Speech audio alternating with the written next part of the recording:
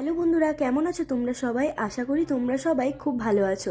তো সকাল সকাল ঘুম থেকে উঠে রুমটাকে খুব ভালোভাবে ক্লিন করে নিয়েছি।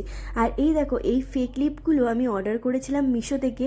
কিভাবে ডেকোরেশন করবো আর খুঁজে না পেয়ে এইভাবে এখন লাগিয়ে দিয়েছি। তোমরা প্লিজ কমেন্টে জানিও যে কেমন লাগছে দেখতে, ভালো লাগছে কিনা আদৌ।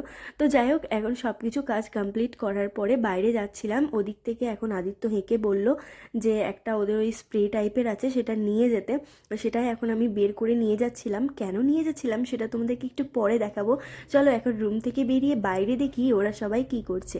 বাইরে বেরোতেই দেখি হালকা হালকা টিপটাপ করে বৃষ্টি পড়ছিল। আর এদিকে দেখো, এরা এখন জেঠুর গাড়িটাকে ভালোভাবে পরিষ্কার করছে, কারণ আগের দিন আমরা ঘুরতে বেরিয়েছিলাম, গাড়িটাতে প্রচণ্ড নোংরা হয়ে গেছিলো, তাই জন্য। আর এদিকে বৃষ্টিও পড়তে লেগেছে। গাড়িটাকে এখন আকাশ আরও দুজন মিলে ধুচ্ছে। ধোয়ার পরে ওই স্প্রেটাকে মেরে দেবে, তাহলেই কিন্তু গাড়িটা চকচক করবে।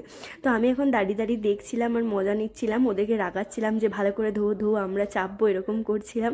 তো এই মজাগুলো তো আমাদের বাড়িতে প্রায়শই চলতে থাকে। তারপর তো প্রচণ্ড জোরে বৃষ্টি চলে এসেছিলো, আমি বাড়িতে চলে এসেছি।